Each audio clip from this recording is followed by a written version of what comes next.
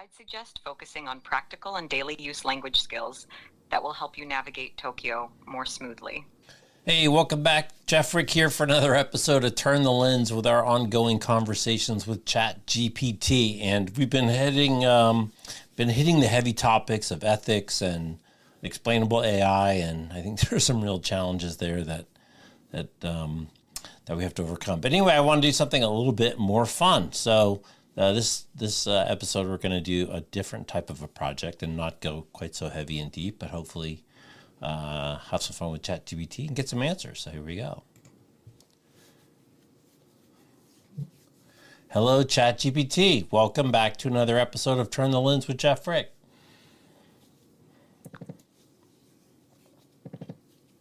Hello, Jeff.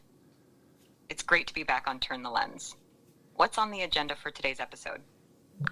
Okay, so here's the situation. I am going to be taking a little vacation to Tokyo in about a month or so. So I need like a 14-day conversational Japanese class process lesson.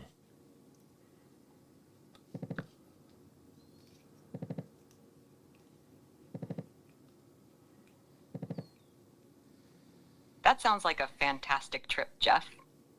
For a 14-day conversational Japanese class process, I'd suggest focusing on practical and daily use language skills that will help you navigate Tokyo more smoothly.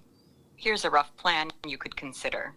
I'd be glad to help you get started with some basic conversational Japanese. Let's cover some essential phrases and topics that you can practice each week leading up to your trip. Here's a simple 3-week plan to guide your learning. Week 1, basic greetings and essentials. Greetings and introductions. Hello. Good morning. Ohayou gozaimasu. Good evening. Konbanwa. My name, watashi no namae wa desu. Nice to meet you. Please, onegai itsumasu. One, thank you. Arigatou gozaimasu. You're welcome. Dou itashimashite. Sorry. Sumimasen. Week 2, everyday conversations and asking for help. How much is this? これはいくらですか? Can I have this? これをください. Directions and places. Where's はどこですか? How do I get to place? Place へはどうやって行けますか? Bathroom. トイレ out. I'd like this. これお願いします. A table for number. Please. 麺様でお願いします. Is this spicy? これは辛いですか? Week 3, handling emergencies and deeper connections. Help. 助けて. I'm lost. 道に迷いました. I need a doctor. 医者が必要です. I don't understand. わかりません. Do you speak English? 英語を話せますか? Can you help me? 手伝っていただけますか? Alongside practicing these phrases, I highly recommend listening to Japanese conversations through apps or online platforms, as getting used to the rhythm and sound of the language can be very helpful. Also, consider learning how to read basic hiragana and katakana, which are the Japanese syllabaries, as this can significantly enhance your understanding and navigation during your trip. How does this plan sound to you? Would you like more detailed information on any of these points? There are several highly regarded language learning apps that can help you pick up Japanese efficiently. Here are a few of the top ones. 1. Duolingo. This app uses a gamified learning system to teach vocabulary and grammar in bite-sized lessons. It's great for beginners and offers practice in reading, writing, listening, and speaking. 2. Rosetta Stone. Known for its immersive method, Rosetta Stone teaches Japanese through full immersion, using images, phrases, and interactive activities. It emphasizes pronunciation with its true accent speech recognition technology. 3. Babbel. Babbel focuses on conversational learning, teaching phrases and sentences you can use in real-life situations. It also offers grammar tips and cultural notes to deepen your understanding of the language. 4. Memrise. Memrise uses spaced repetition and mnemonic techniques to help learners expand their vocabulary effectively. It also incorporates videos of native speakers, providing context to how words and phrases are used naturally.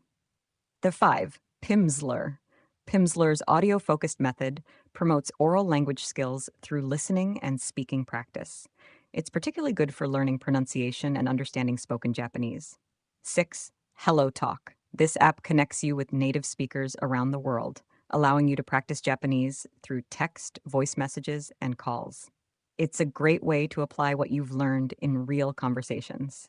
Each app has its unique strengths, so the best choice depends on your learning style and specific needs. Google Translate can be an invaluable tool during your trip to Japan, especially when navigating language barriers.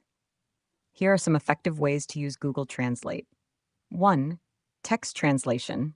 You can type or copy text into the app to translate it from one language to another. This is useful for quick translations of words or phrases you encounter, like on menus, signs, or instructions. 2. Speech translation. Google Translate can translate spoken language in real time.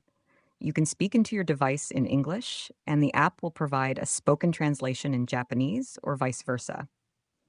This is particularly handy for conversational purposes with locals. 3. Camera translation. Using your phone's camera, you can translate text on signs, menus, and other printed material instantly. Just point your camera at the text, and the translated text will overlay on your screen. This feature is great for navigating public transportation, restaurants, and tourist sites. 4. Offline translation. Before you travel, download the Japanese language pack in the Google Translate app. This allows you to use the app without an internet connection, which is perfect when you're in areas with poor or no internet service. 5. Handwriting translation. If you need to translate written Japanese, like a handwritten note or a sign, you can use the handwriting tool to draw characters on your screen with your finger. Google Translate will recognize the characters and provide a translation. 6. Phrasebook. You can save commonly used phrases in the Google Translate app for quick access. This is helpful for frequently needed expressions and questions you might use multiple times throughout your trip. 7. Conversation mode. This mode allows two-way instant spoken translation, which is quite beneficial during interactive conversations. It automatically recognizes which of the two languages is being spoken and translates accordingly. 8. Transcribe feature. For longer spoken content, like a speech or a presentation, you can use the transcribe feature to get a real-time transcription in the language of your choice. Using Google Translate can greatly enhance your travel experience by making it easier to communicate, like understand directions, and immerse yourself in the local culture. Just remember that while it's a powerful tool, translations might not always be perfect. So it's good to use common sense and double-check important translations when possible. Yes, Apple offers a variety of apps and features on iOS devices that serve similar purposes to Google Translate.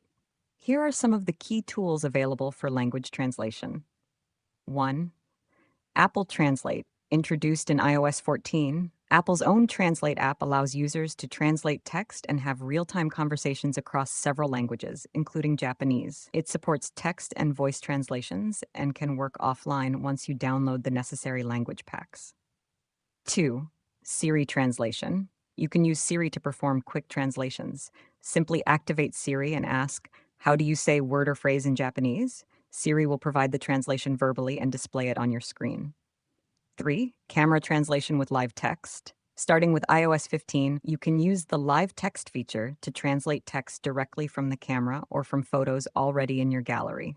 This feature recognizes text in images and allows you to select it as you would with text on a website, offering instant translation options. 4. Third-party apps. Beyond Apple's native offerings, you can also use third-party apps available on the App Store, like Duolingo, Babbel, or Rosetta Stone, for more structured language learning. 5. Widgets. Some translation apps offer widgets that you can add to your home screen or Today view for quick access to translation functions, making it easier to translate on the go without opening the app. These tools make Apple devices very capable travel companions when it comes to overcoming language barriers. Whether you're translating a menu, asking for directions, or having a conversation, these features can help facilitate communication during your travels. Yes, your mobile phone should automatically connect to a local network once you arrive in Japan, provided you have the right settings and services enabled. Here's what typically happens and what you need to consider. 1. Roaming. Make sure that international roaming is activated on your mobile plan. This allows your phone to access networks outside your home country.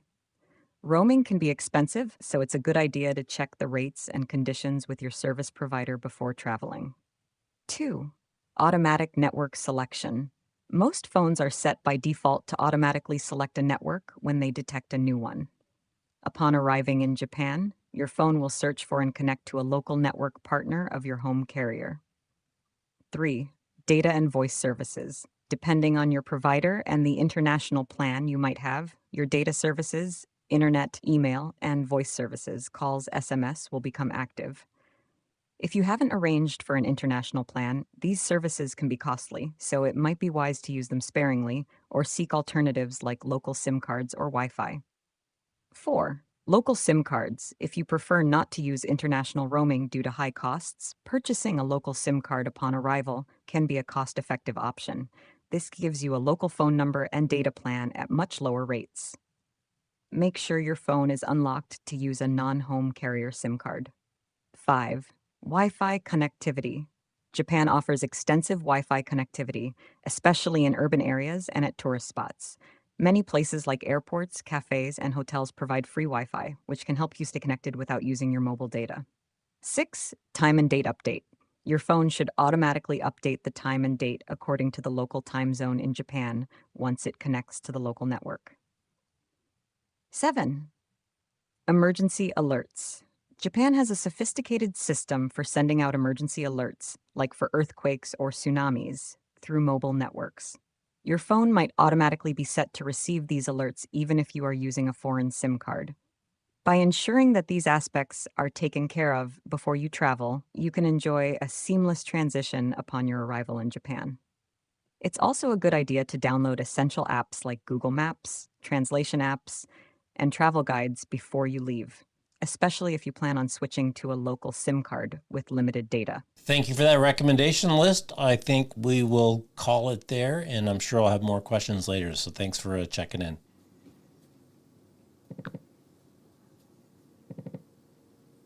You're welcome. It was great helping you out, and I'm here whenever you have more questions or need further assistance. Enjoy planning your trip and take care. So it's a tool. It's another tool. I do think the voice interaction with a supercomputer on your mobile phone is the least talked about aspect of this whole thing, which is pretty amazing. I hope there were no hallucinations in that last answer, that I don't go down the wrong street. But again, I think the best way to approach this thing is just to get on it and start playing with it and really get a feel for what the limitations are, which are pretty significant, and where you can use it as a tool, and to really get a deeper understanding of what those big issues are that are out there. But in the short term, it's definitely a nice tool to get some things done. Thanks a lot for watching. Thanks for listening on the podcast. We'll see you next time. Take care. Helping you out, and I'm here whenever you